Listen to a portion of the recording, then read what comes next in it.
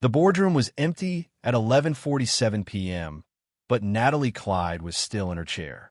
She wasn't sleeping.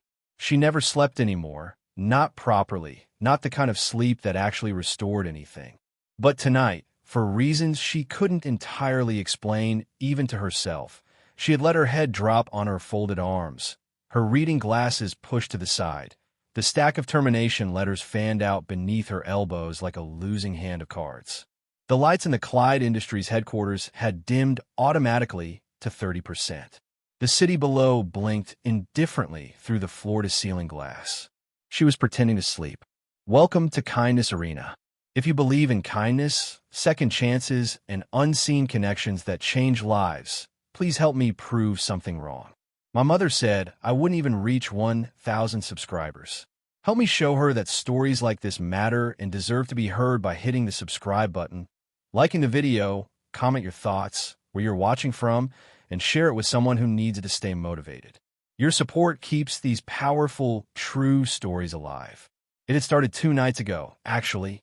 She'd fallen asleep accidentally in her office, truly asleep, collapsed from exhaustion, and had woken to find that someone had placed a glass of water on the corner of her desk, folded her blazer neatly over the back of her chair, and turned off the overhead lights, so only the desk lamp remained.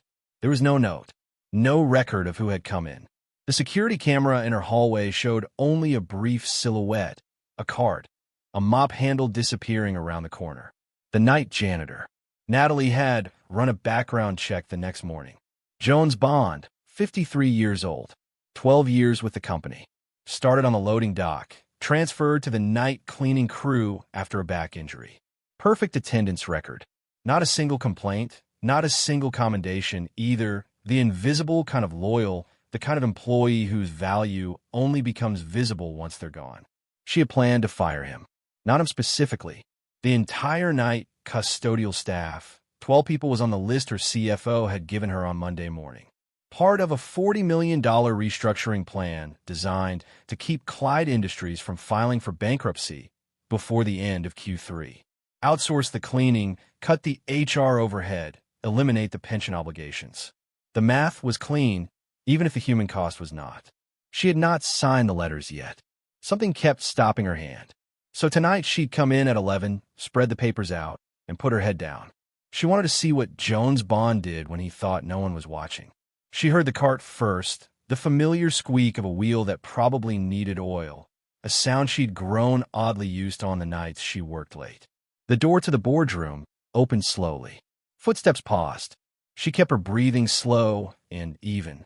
The footsteps moved around the table, careful, deliberate. She heard the soft sound of a trash liner being replaced. Then silence. She expected him to leave. He didn't. Instead, she heard the unmistakable sound of a chair being quietly pulled out, not hers, one far down the table, and then the rustling of paper. She almost lifted her head. Something stopped her. Jones Bond was reading. She couldn't see him without moving, so she listened. She heard the slow turn of pages. She heard him stop occasionally, go back, turn a page again. After perhaps 3 minutes, she heard something that made her breath catch in her throat. The soft click of a phone camera. Her eyes came open. She turned her head just slightly, just enough. Jones Bond was sitting at the far end of the boardroom table under the dim automatic lighting, her company's quarterly financial report open in front of him. The internal one, not the sanitized version for investors, but the real one, the one her CFO called the autopsy. He was photographing a page. Natalie sat up. He startled so violently that he knocked his cart with his knee, sending a spray bottle clattering to the floor. He was on his feet instantly, the report back on the table, his hands raised slightly as if he were being arrested. "Miss Clyde, I'm sorry. I thought you were asleep. I was." She studied him. He was a broad man, gray at his temples, with the careful posture of someone who'd spent years trying to take up less space than his body naturally required. His face, at this moment, was the face of someone calculating how much trouble he was in. "What were you doing?" "Reading your financial report." She appreciated that he didn't lie. "I could see that. Why were you photographing it?" He exhaled slowly. "Because I couldn't read it fast enough before you woke up." There was something so disarmingly straightforward about the answer that it knocked her off balance. You know that document is confidential. Yes, ma'am. You know that what you just did could be considered corporate espionage. I know how it looks. Then explain how it isn't. Jones Bond was quiet for a long moment. He picked up the spray bottle from the floor, set it back on his cart. He seemed to be deciding something. Then he reached into the front pocket of his uniform and pulled out a folded piece of notebook paper and placed it on the table, sliding it carefully toward her. She picked it up and unfolded it. It was covered in handwriting, small, dense, remarkably organized. She read it once. Then again. It was a restructuring proposal. Not the kind that came from consultants who billed $400 an hour and had never seen the inside of a factory. This was specific, granular. It referenced supplier contracts she barely remembered signing. It pointed to redundancies in the Midwest distribution chain that her own logistics team had failed to flag. It identified a dormant licensing agreement with a German manufacturing firm, a contract she had completely forgotten existed, and argued that renegotiating its terms could generate an immediate cash infusion of between $8 and $14 million. It identified 3 middle management layers that had ballooned since 2019 with no corresponding increase in output metrics, and at the bottom, in a neat box with a hand-drawn border, it laid out a scenario in which Clyde Industries reached operational profitability within 14 months without a single additional layoff at the worker level. She set the paper down. "Jones," she said, "where did you go to school?" "University of Chicago," he said. "Economics. Class of '95. She stared at him. "Then why? Why am I mopping floors?" He said it without bitterness, which somehow made it worse. "I had company. Import-export. I ran it for 11 years. Lost it in '09 when the credit markets collapsed. Lost the house. My wife at the time couldn't anyway. I had some health problems after that. By the time I put myself back together, I was 44 years old and nobody's first choice for anything. Clyde Industries gave me a job when no one else did." He paused. "I've been grateful for that." Natalie looked down at the notebook paper again. "How long did it take you to write this?" "I've been working on it for about 8 months. 8 months. I do most of it between 2 and 4 in the morning. Your building gets quiet." She was quiet too, for a long moment. Outside, the city continued its indifferent blinking. She thought about the termination letters beneath her elbows. She thought about the $40 million plan her CFO had assured her was the only way forward. She thought about 12 years of perfect attendance and a squeaky cartwheel and a glass of water left on her desk in the dark. "You knew we were in trouble," she said. "You've been in trouble for about 3 years," he said. "The signs were in the quarterly reports. I read them in the recycling bin."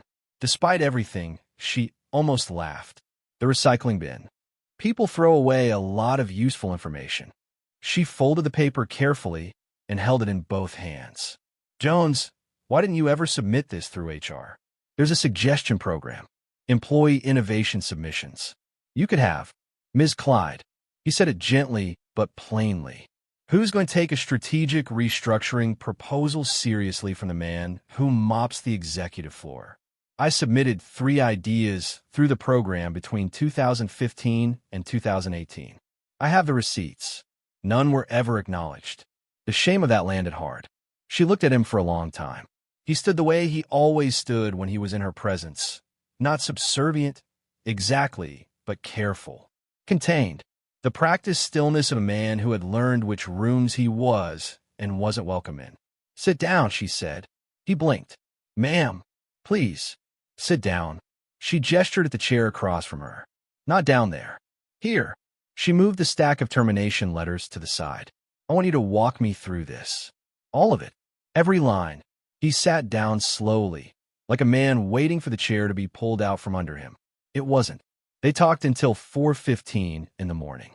Jones Bond walked her through every element of his proposal with the precision of someone who had rehearsed it alone 1,000 times, who had argued both sides of every point in the quiet hours of an empty building, who had fact-checked his own instincts against every scrap of financial data he could access. He was right about the German licensing deal. He was right about the distribution redundancies. He was right about the middle management bloat and his 14-month timeline, When she stress-tested it against numbers she knew and he didn't, held up with remarkable resilience. By the time the cleaning crew's overnight shift ended at 5 a.m., Natalie Clyde had made 4 decisions. The first was that she was shredding the termination letters. The second was that she was calling her CFO in the morning to reject the restructuring plan and explain why. The third was that Jones Bond was going to be in that meeting. The fourth was something she hadn't anticipated when the night began. She was going to fix the broken employee suggestion system that had swallowed 3 of his ideas without a response, because she had a sick feeling that Jones Bond was not the only brilliant person in her building who had been quietly rendered invisible. The German licensing deal closed 11 weeks later for $11.2 million. The logistics overhaul reduced distribution costs by 19% within the first 2 quarters. Clyde Industries posted its first profitable quarter in 3 years the following spring. Jones Bond did not become a VP. He said he didn't want to. He said he liked working at night, liked the quiet, and the particular kind of thinking that only happened when a building emptied out and the hum of the day died down.